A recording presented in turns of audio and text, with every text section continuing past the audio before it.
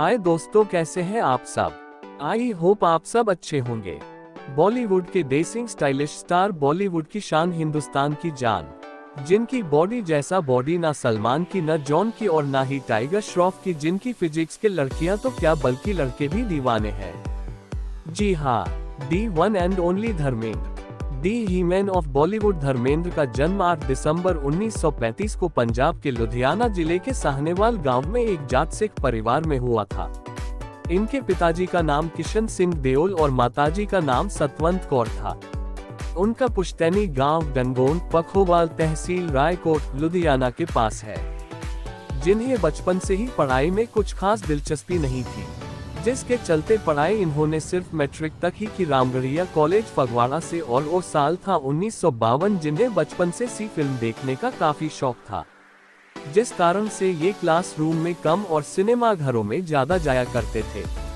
आपको बता दें कि धर्मेंद्र के पिताजी एक टीचर थे और धर्मेंद्र उसी स्कूल में पढ़ते थे जहां उनके पिताजी पढ़ाया करते थे।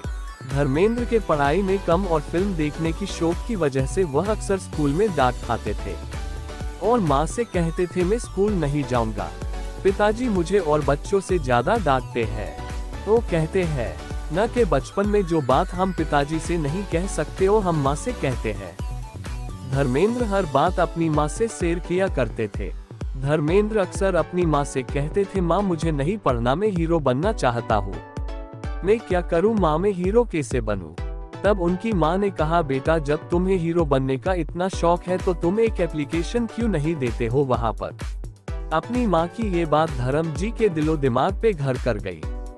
उन्हीं दिनों पेपर में एक एडवर्टाइजमेंट निकला जिसमें लिखा हुआ था कि फिल्म फेयर टैलेंट हंट के लिए विमल रॉय और गुरु दत्त जी ऑडिशन कर रहे हैं, नए टैलेंट को तलाश रहे हैं।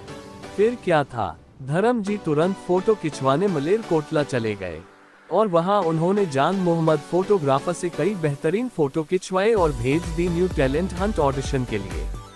फिर क्या था, धर्मेंद्र की कमाल की पर्सनैलिटी, गुड लुकिंग की वजह से उनका सिलेक्शन हो गया और फिर अपने सपने को साकार करने पंजाब से मुंबई चले आए।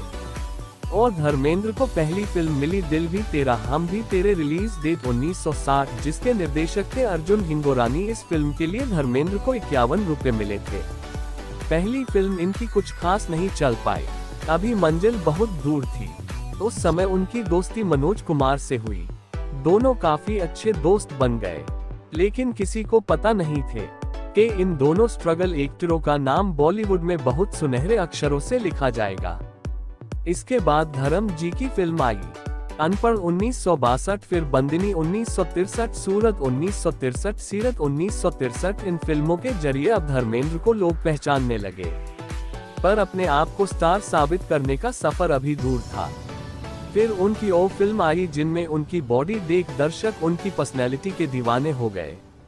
वो फिल्म थी फूल और पत्थर, और इस फिल्म में एक्शन स्टार के रूप में स्टेबलिश कर दिया धर्म जी को, क्योंकि उस समय धर्म जी जैसी बॉडी और किसी दूसरे स्टार की नहीं थी। धर्मेंद्र जी उसके बाद कभी पीछे मुड़ के नहीं देखे। उस समय उनके लुक और स्टाइलिश पर्सनैलिटी के चलते सभी फीमेल स्टार उनके साथ काम करने को फौरन मान जाती थी। धर्मेंद्र उस समय के लगभग सभी एक्ट्रेस के साथ स्क्रीन शेयर किए हैं, चाहे वो मीना कुमारी हो, शर्मिला टैगोर हो, सायरा बानू, तनुजा मुमताज, आशा पारेख, जीनत अमान और टुगेदर। पर इनकी जोड़ी को दर्शकों ने सबसे ज्यादा बॉलीवुड की ड्रीम गर्ल के साथ पसंद किया, यानी कि हेमा मालिनी जी के साथ। धर्मेंद्र ने हेमा जी के साथ कई फिल्मों में काम किए, जैसे सीता गीता, चरस, जुगनू, माँ, शोले और भी कई सारे फिल्में। धर्मेंद्र हेमा जी के साथ काम करते करते उनके प्यार में डूब गए और उनसे शादी करने के लिए पागल हो गए। वही आपको बता दें कि धर्मेंद्र की शादी 19 साल की उम्र में ही प्रकाश कौर के साथ ही गई थी और उनके बच्चे भी थे, बट इनके बावजूद वो हेमा जी से दूर नहीं रह पा रहे थे और हेमा जी भी धर्म जी को दिलोजा से चाहने लगी थी, जिसके बाद दोनों ने शादी कर ली। और इनकी दूसरी शादी की खबर सबको पता चली तो कंट्रोवर्सी से घिर गए। हेमा जी ने उस समय धर्म जी का मजबूती से साथ दिया और सारे कंट्रोवर्सी के दीवार अपने प्यार के दम पर तोड़ दिए। वहीं दूसरी तरफ प्रकाश कौर भी अपने पति के सुख में सब कुछ भुला दी और धर्म जी का साथ दिया। धर्मेंद्र लगभग 340 करोड़ की संपत्ति के मालिक है।